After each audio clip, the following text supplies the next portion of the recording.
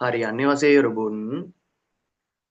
හරි එතකොට දැන් හැමෝම අහපු දෙයක් තමයි මොකද්ද මේ අපි වචන මාලාවක් පාඩම් කරන්න කියලා. හරි එතකොට මෙහෙමයි වෙන්නේ. ඒ කියන්නේ දැනට අපි පන්තියේ වචන මාලාවක් පාඩම් කරගෙන යනවා. එතකොට අපි හැමදාම ඒ කියන්නේ පන්තියේ තියෙන දවස් වලට හැමදාම වචන 100ක වචන මාලාවක් පාඩම් කරනවා. දැන් මේ වචන අපි හොයාගන්නේ අලුත් පොතෙන්. ඒ කියන්නේ නව නිර්දේශය අලුත් වෙලා තියෙනවනේ. අන්න ඒ අලුත් පොතෙන් තමයි අපි මේ වචන මාලාව හදලා තියෙන්නේ. එතකොට ඔයාලට උනත් නොමිලේ අපිට මේ අපේ මේ පාඩම් කරන වචන මාලාවට සම්බන්ධ වෙන්න පුළුවන්. දැන් වචන මාලාව ගත්තොත් මෙන්න මේ වගේ දැන් පළවෙනි වචන මාලාව ඉඳන් තියෙනවා. එතකොට දැනට අපි වචන මාලා 17ක් මේ විදිහට සාකච්ඡා කරලා තියෙනවා.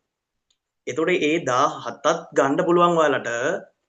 එතකොට අපි දැන් නොමිලේ මේ කරන වචන මාලා පාඩම් කරන වැඩසටහනට ඔයාලට උනත් ඔක්කොටම සම්බන්ධ වෙන්න පුළුවන්.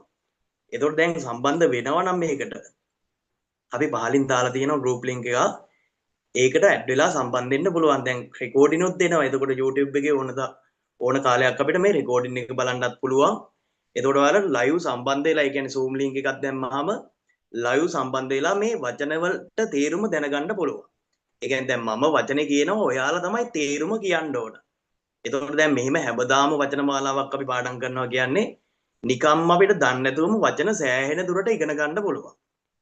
එතකොට ඔයාලත් දැන් අදම සම්බන්ධ වෙන්න පුළුවන්. අපේ group එකට සම්බන්ධ වෙලා ක්ලාස් එකට සම්බන්ධ වෙන්න පුළුවන්.